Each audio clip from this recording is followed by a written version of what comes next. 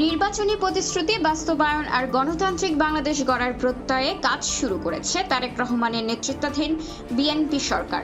বিশ্লেষকরা একে সাফল্যের শুরু বললেও পর্দার আড়ালে ঘনীভূত হচ্ছে ভিন্ন এক সংকট।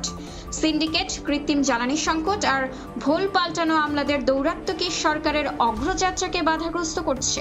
দায়িত্ব নেওয়ার পর থেকে স্বচ্ছতা ও জবাবদিহিতা নিশ্চিতে কঠোর অবস্থান নিয়েছে নতুন সরকার।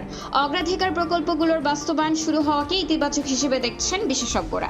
কিন্তু রাজপথ ও প্রশাসনে হঠাৎ করে গজিয়ে ওঠা নব্য বিএনপি সমর্থকদের নিয়ে তৈরি হয়েছে চরম বিতর্ক। ইরান যুদ্ধের প্রভাবে বিশ্ববাজারে অস্থিরতা থাকলেও বাংলাদেশে জ্বালানি তেলের পর্যাপ্ত মজুত রয়েছে। তবে অভিযোগ উঠেছে এক শ্রেণীর অসাধু ব্যবসায়ী সিন্ডিকেট করে কৃত্রিম সংকট তৈরি করছে।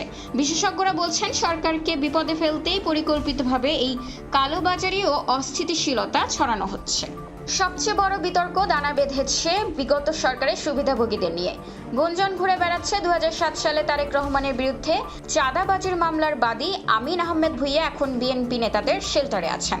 বেসিক ব্যাংক কেলেঙ্কারি ও পুঁজিবাজার থেকে শত শত কোটি টাকা লোপাটের অভিযোগ থাকা এই ব্যবসায়ী জুলাই বিপ্লবের পর গ্রেপ্তার হলেও রহস্যজনকভাবে জামিন পেয়েছেন। প্রশ্ন উঠেছে, টাকার বিনিময়ে কি আওয়ামী দোসররা বিএনপির আনুকূল্য পাচ্ছে? শুধু ব্যবসায়ী নয়, আমলাতন্ত্রেও শুরু হয়েছে ভোল পাল্টানোর মহোৎসব। 5 আগস্টের আগে যারা স্বৈরাচারের দোসর হিসেবে কোটি কোটি টাকা আত্মসাৎ ও অর্থ পাচার করেছে, তারা এখন রাতারাতি বিএনপি পন্থী সেজে পদবি ভাগিয়ে নিচ্ছে। এই সুবিধাবাদীদের কারণে প্রশাসনে নতুন করে অস্থিরতা তৈরির আশঙ্কা দেখা দিচ্ছে। একদিকে নতুন বাংলাদেশ গড়ার স্বপ্ন, অন্যদিকে ভেতরে ও বাহিরের বহুমুখী ষড়যন্ত্র। অসাধু সিন্ডিকেট দমন আর দলের ভেতরে ঘাপটি মেরে থাকা সুবিধাবাদীদের ঝেঁটিয়ে বিদায় করাই এখন বিএনপি সরকারের সবচেয়ে বড় চ্যালেঞ্জ। সরকার কি পারবে জনগণের আমানত রক্ষা করতে? খোলা কাগজ, ঢাকা।